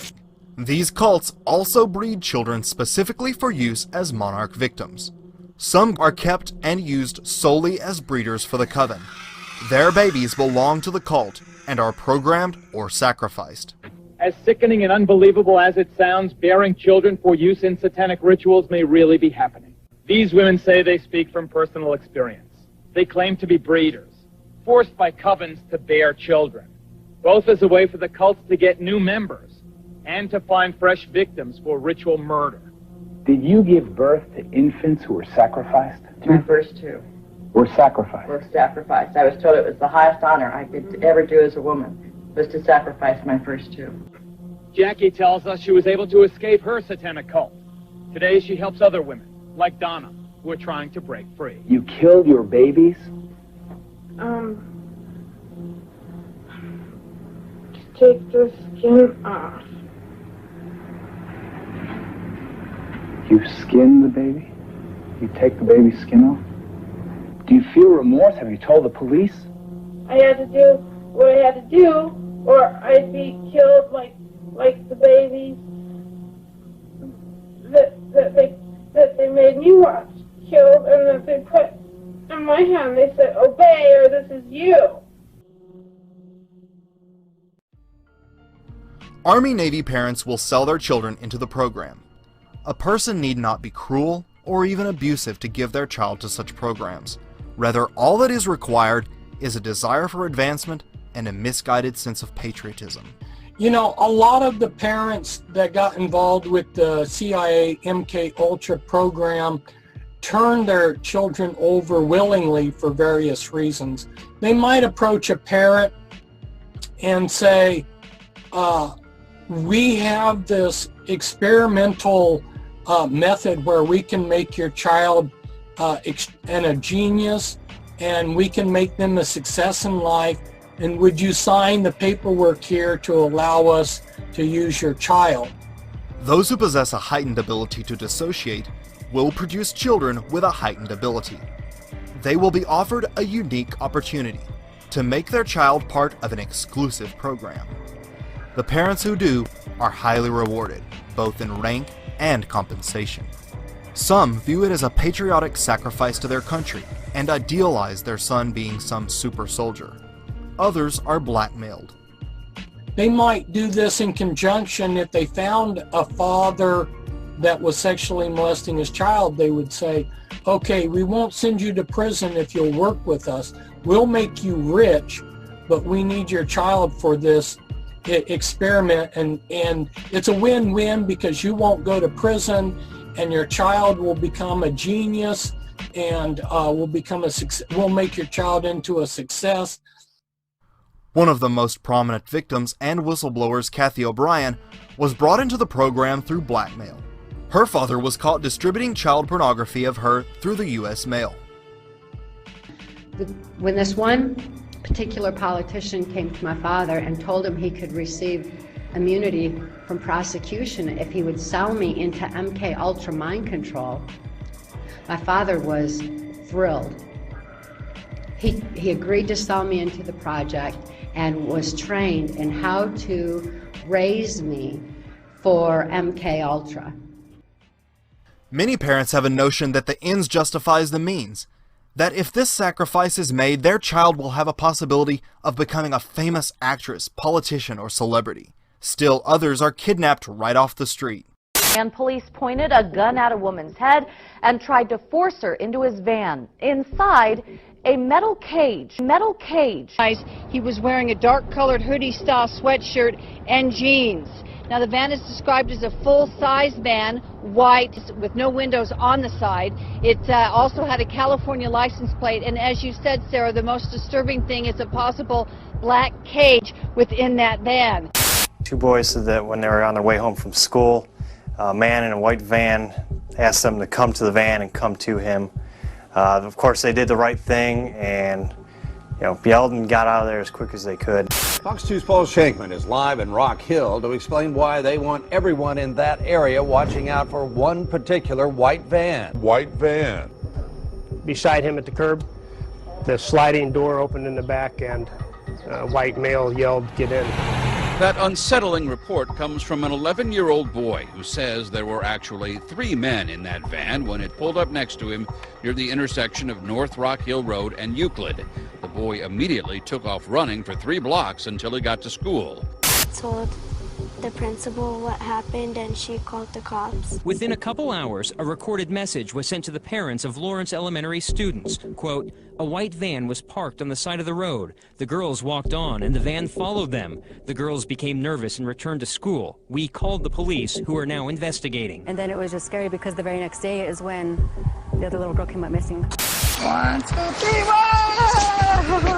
8-year-old Demetrius Madison is smiling and laughing once again, but just over 24 hours ago, he was nearly kidnapped by 4 men in a black van who approached him at the Alameda Park Apartments. Monarch victim Bryce Taylor wrote in her book Thanks for the Memories that she, as a little girl, would be used to lure other children into a vehicle for kidnapping.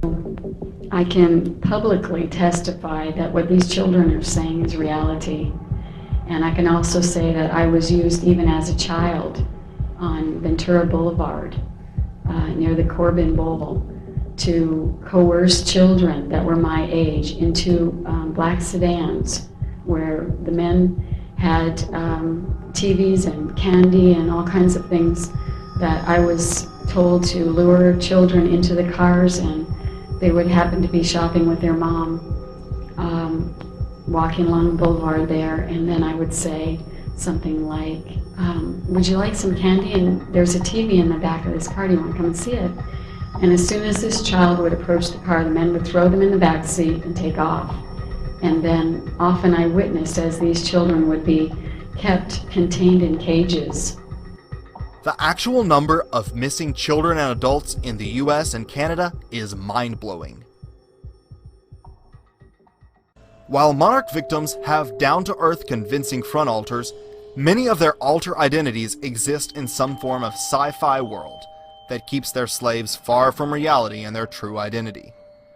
The scripts of popular movies are often used to solidify the fantasy world within the victim's mind. A mind control script is like the operating software upon which the rest of the system is built. The most common mind control scripts include Alice in Wonderland, Wizard of Oz, Star Wars, Star Trek, and Alien Abduction, among others. On these fictional scripts, programmers build entire worlds into which the alters are placed. The victim's mind is so tormented they will accept anything. They are told to construct in their mind completely fictional worlds in which alters dwell. Victims often contain Alice in Wonderland or Wizard of Oz themed programming. These storylines work perfectly for the theme of dissociation, as both characters enter alternate universes ultimately created within their own mind. The same occurs with Monarch programming. Victims are told to escape deeper into their own mind to a fictional world of the programmers creating. To escape the tortures, alters go over the rainbow, or in the case of Alice in Wonderland, through the looking glass. This is when the conscious mind takes flight. Military monarchs commonly have Star Wars or Star Trek themed programming. It is not uncommon for monarch victims to be obsessed with these fictional worlds. They may know entire parts by heart, or spend hours totally immersed in the Star Wars, Star Trek universe, and know countless intricate details about them. Another popular theme for trauma-based mind control is alien abduction. Many of those who report abduction stories are in fact victims of trauma-based mind control. The brain instinctively wants to pull itself back together, and the more distance the alters are from reality, the further they are from realizing their true self. The types of alters built into a monarch system vary depending on the intended role and occupation of the slave. Common alters include sex kittens. Data or library alters are used to store volumes of information. Ritual alters perform rituals and satanic rites as part of whichever cult or secret society to which they may belong, often involving sacrifice. Regardless of the viewer's personal religious opinions, These elite cult members truly believe and perform certain ceremonies accordingly. Deaf and mute altars prevent the rest of the system from hearing secret conversations. Suicide altars are programmed to kill themselves if caught by an enemy, or begin remembering and realizing what they truly are.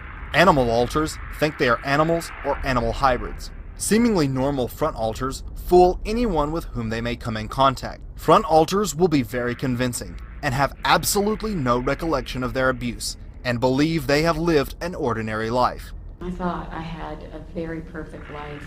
I had a wonderful husband and beautiful children and anything money could buy. I lived in a beautiful neighborhood in Agora Hills, and I had no idea I'd ever been abused. These are only the most common altars. Some will have specially designed altars depending on their situation and role.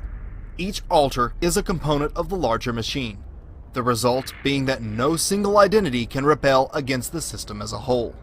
In America today, there are hundreds of thousands of these multiples from every walk of life, the bum on the street to the corporate executive. Mind control multiples have two basic controllers, their programmers and their owners. Programmers are specially trained individuals with expertise in the mind, conscious, and hypnotherapy. Skilled in the art of breaking down and controlling the mind, they are the masterminds of the system. Each monarch is their work of art, and many victims view them as a godlike figure. The truth is that there are slave auctions that very elite people attend to be able to own and buy the best mind control slaves that money can buy. Handlers, while being similarly trained, merely maintain and control the slave on behalf of the owner or programmer, ensuring the programming remains intact and bringing forth the correct altars to perform whatever function may be required at various times. Cheers, Butterfly. The woods are lovely, dark, and deep, and I have promises to keep and miles to go before I sleep. Did you hear me, Butterfly? Miles to go before you sleep. Perhaps the most notorious individual associated with mind control is Lieutenant Colonel Michael Aquino. Talking to Dr. Aquino and his wife, you are a lieutenant colonel in the United States Army. Correct. Now, and how does the Army feel about you being head of the Temple of Set? The Army has known about my religion for the entire span of my Army career, which began in 1968. And there was a reasonable amount of curiosity, as there has been all the way along, with what exactly is this strange and unusual thing. And I've talked about it in much the same way that I've talked here today on your show about it. And other than that, the Army has paid very little attention to it. Aquino, the silver-tongued savant of total mind control, served as a U.S. intelligence officer and Army PSYOP expert, where he helped perfect the science of creating mind-controlled subjects, garnering an above-top secret military clearance. A self-described expert in black magic, he joined his friend Anton LaVey's Church of Satan in 1969, where he quickly became a high priest before breaking away to found his own satanic sect. Although having been implicated by multiple alleged trauma-based mind control victims who recall his bizarre appearance and horrendous abuse, he was never criminally charged. It was here, parents and others allege, that as many as 60 young children were ritualistically abused by soldiers of Satan. Colonel Aquino, we note, sir, for the record, that you were originally implicated in the dreadful charges of child abuse. We note also that no charges were ever brought against you, and presumably you have been cleared. Would you like to comment on why those charges were brought against you? Well, the entire time that the so-called child molestation scandal was occurring at the Presidio, the time period when these terrible events were supposedly taking place, I was assigned to the National Defense University in Washington, D.C., and my wife was out there living with me. But is it not a fact that a 3.5-year-old girl identified you as the alleged perpetrator of molestation? No, as a matter of fact, it is not the case. An accusation was made by her stepfather, who is an Army chaplain, speaking on behalf of this child. In her original interview with the FBI, she denied ever being molested. Well, I've seen you are innocent until proven guilty. You were never charged in this case. I don't want to belabor the point. I have seen, however, the affidavits for the search warrant of your home, and they indicate the child is speaking to the authorities, not her father. This was after she had been subjected to therapy. At least one victim, a child in daycare at the Presidio military base in California, was able to positively identify Aquino's home and describe with uncanny accuracy its distinctively satanic interior. As part of the investigation, a search warrant was served on the residence of Lieutenant Colonel Michael Aquino and his wife Lilith. Yes, Lilith. As a result of that search, numerous videotapes, photographs, photo albums, photographic negatives, cassette tapes, and address books were confiscated. Most disturbingly, also observed during the search was what appeared to be a soundproof room. However, Aquino nor his wife ever faced charges relating to those allegations. In her riveting autobiographical book, Transformation of America, trauma-based mind control victim Kathy O'Brien names Aquino as one of her primary abusers. O'Brien even claims Aquino made a how-to video using her educating military officials in the skills needed to program slaves, entitled How to Divide a Personality and How to Create a Sex Slave. I know that some of my perpetrators were actually known Satanists, and some of them were not. I know that Sammy Davis Jr. actually painted his little fingernail with red nail polish and was actually part of a satanic group. High voltage, handheld stun guns are a handler's necessity for wiping the victim's memory, but must be applied within 24 hours of the event to be forgotten. The brain stores memory as short-term for roughly a day before it is filed away as long-term memory. High voltage scrambles the memories before they can become a cohesive, long-term memory. Some handlers use a cattle prod or specially designed staff with hidden electric probes. Fritz Springmeier writes in his groundbreaking book that programmer Michael Aquino used just such a satanic staff specially designed to wipe a slave's memory. This is Michael Aquino, who's head of Temple Asset. He's a mind control programmer, and I don't think that he's got his staff in his hand there in the picture, but he oftentimes carries a staff. That's staff is like a cattle prod, and it will give you electroshock. Monarch multiples almost always bear electric prod or stun gun scars, or their resultant moles. However, few outsiders can recognize them as such. Those in the entertainment industry have long been popular targets for mind control. I'm Savannah Guthrie alongside Matt Lauer and Al Roper. Will someone do the junior high hug? It's like this. You gotta make it real awkward. That's exactly how you have to have a certain amount of distance between the bodies in junior high. Yes, like they say in Catholic school, leave room for the Holy Ghost. Anyway, there is a lot of memories today, actually. It's a big day in music history. 35 years ago today, Elvis Presley passed away, the king of rock and roll. And as Mark Cohn says in his great song, Walking in Memphis, there's a pretty little thing waiting for the king down in... Yes, like they say in Catholic school, leave room for the Holy Ghost. Anyway, there is a lot of...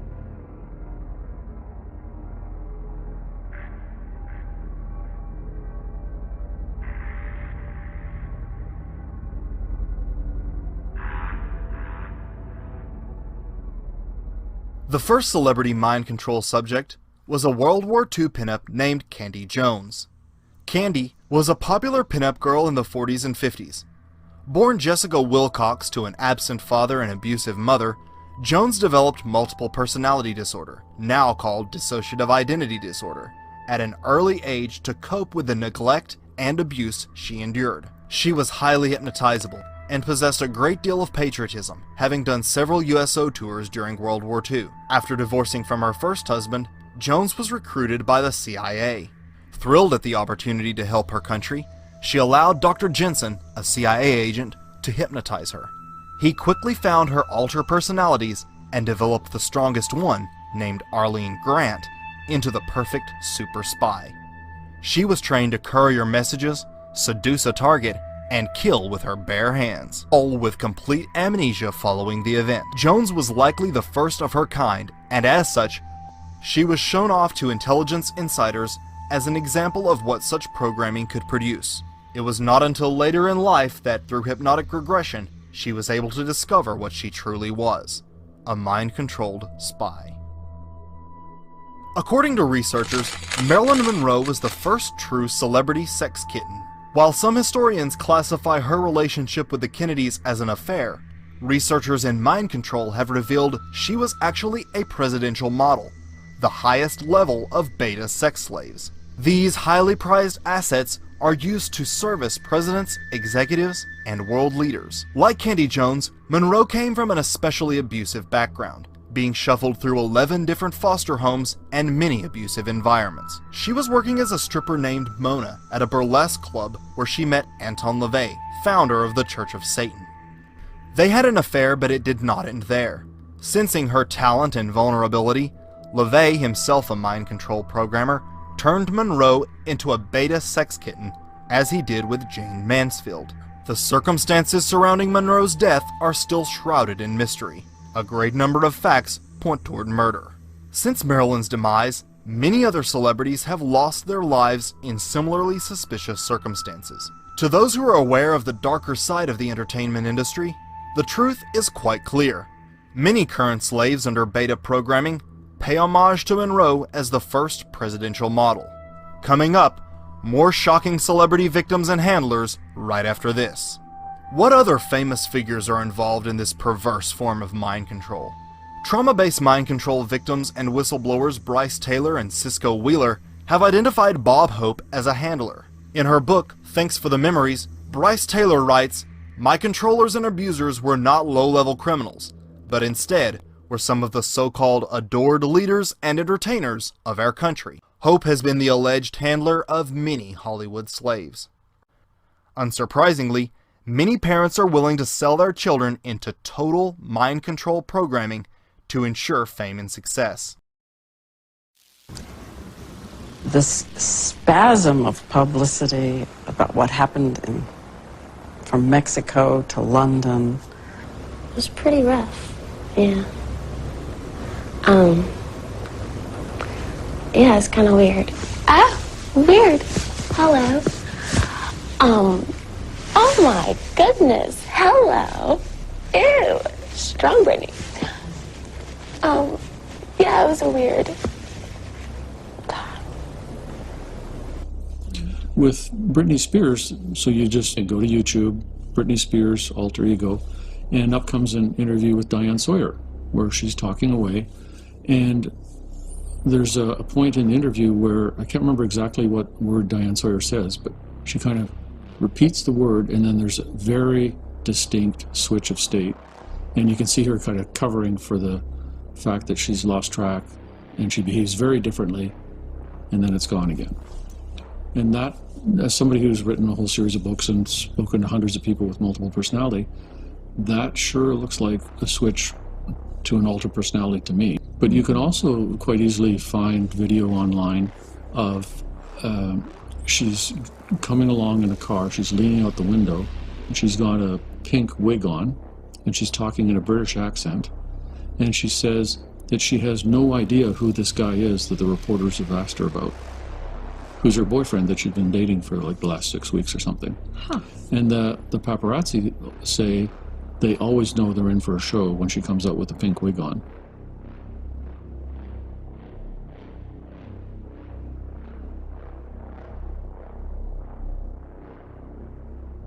These parents think the final outcome will be worth it, and if the child can't remember the electroshock and abuse, how much can it affect them? Interestingly, experts have discovered that as advanced and developed as the programming has become, it usually comes unglued between the ages of 27 and 30.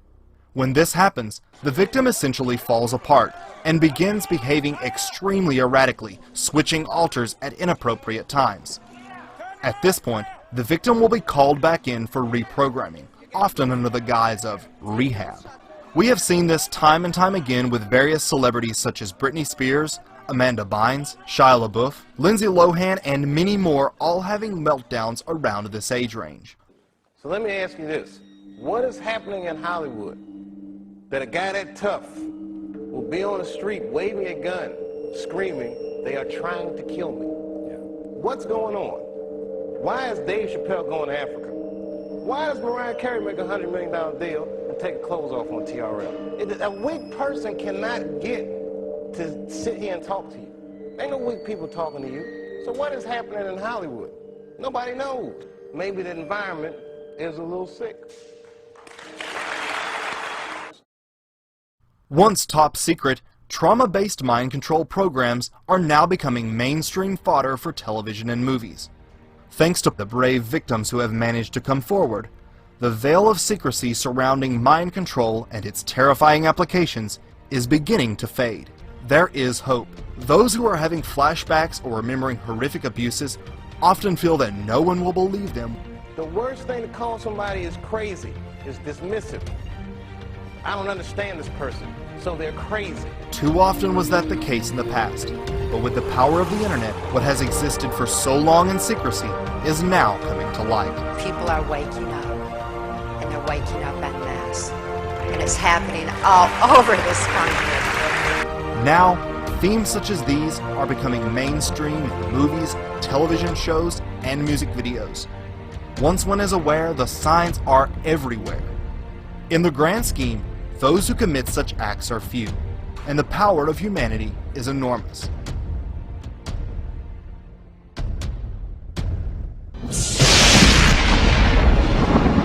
The human body generates more bioelectricity than a 120-volt battery and over 25,000 BTUs of body heat.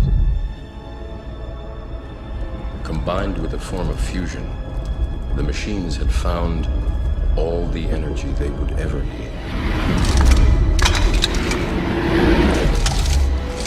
There are fields, endless fields, where human beings are no longer born. We are grown.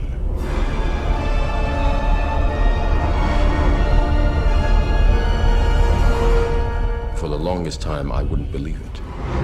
And then I saw the fields with my own eyes. Watched them liquefy the dead so they could be fed intravenously to the living. And standing there, facing the pure, horrifying precision, I came to realize the obviousness of the truth. What is the Matrix? Control.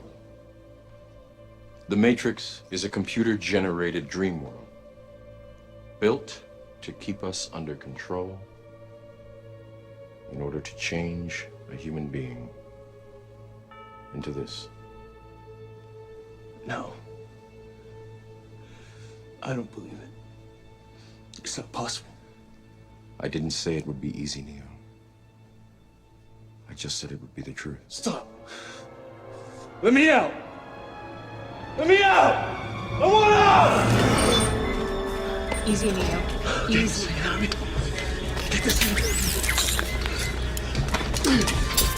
Get away from me. Stay away from me. I don't believe it. I don't believe it. Shut up, Pop. Breathe. Just breathe.